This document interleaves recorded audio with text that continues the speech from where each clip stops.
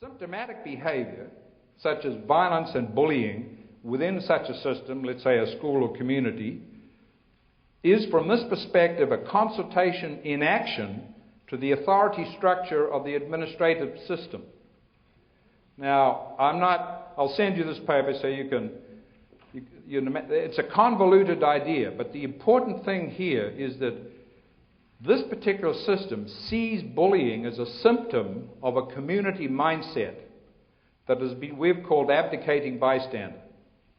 It's a way of, psychoanalytic terms, projection and projective identification. It's a way of blaming others for your problems and making sure it doesn't come back on you.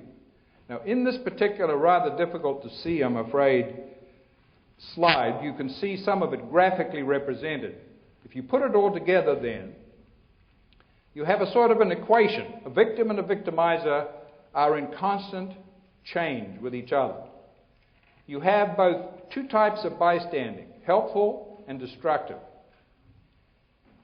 In destructive bystanding, some of it is active. For example, the bully bystander, the very best example I will give of that is the puppet master. One of the school shootings, which occurred at the end of a dance, was set up by a child who used a weaker child to actually get the weapons and put them in the bathroom in the dance hall, and who made no bones about the fact that he was setting up a shooting. On a teacher he had a crush on, he warned her not to come to school or go to that dance, and was heard openly bragging about it.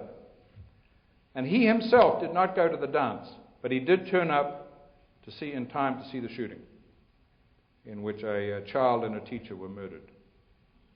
That is a bully bystander, somebody who gets off on other people's misery but doesn't really want to be blamed for it.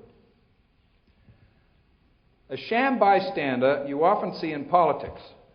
That is somebody who is neither a bully victim or bystander but acts like one for personal gain.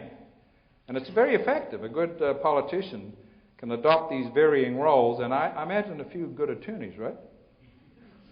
With the exception of the two sitting down here.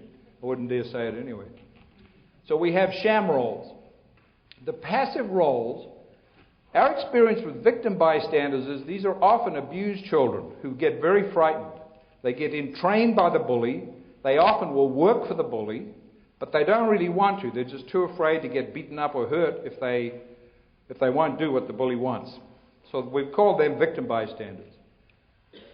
And the final two, the avoidant and abdicating, I've said enough about abdication. Avoidance you often see in school personnel. In the paper, if you want me to send it to you, I give you an example. We don't have enough time to go into it here, but sometimes principals especially are forced into a political role which, especially if they're going to be penalized if there's bullying in schools, of saying the problem is not there when it is there. They it's not exactly unconscious denial, it's just the hope that if you say it enough times it won't happen. When I would go to a school, I would often ask to come around about lunchtime because everything goes down in the lunchroom.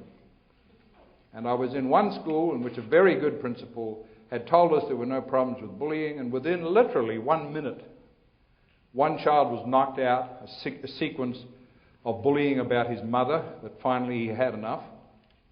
And immediately after that, a school counsellor came up in a rage, dragging a girl who had been pelting her breasts with full milk cartons.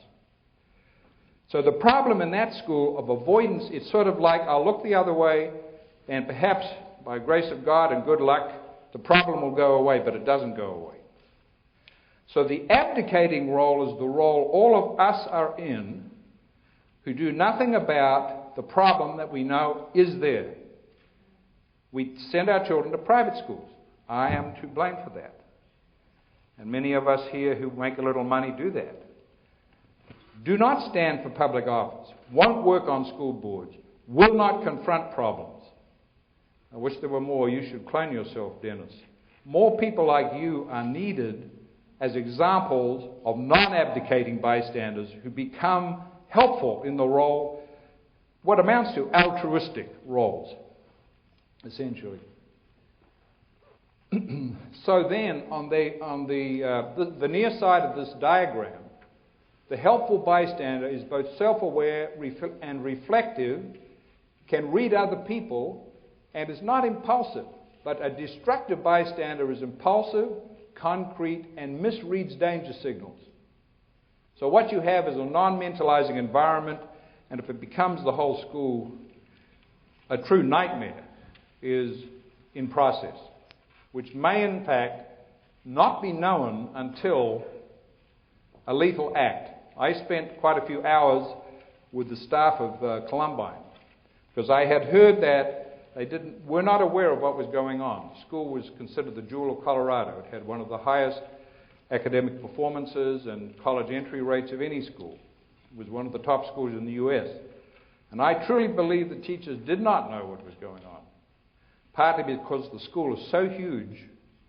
Many teachers, as occurs in medicine, our nurses spend time doing paperwork instead of being involved with children and being involved with the teachers they may be supervising. So the symptom then comes out in the dramatic act that occurred at Columbine. For every one of those, there are daily experiences in which children become unnecessarily miserable, and about which many of us do little. We may complain to the school, we may hire an attorney, we may call a principal, but we generally don't deal with the culture as a whole.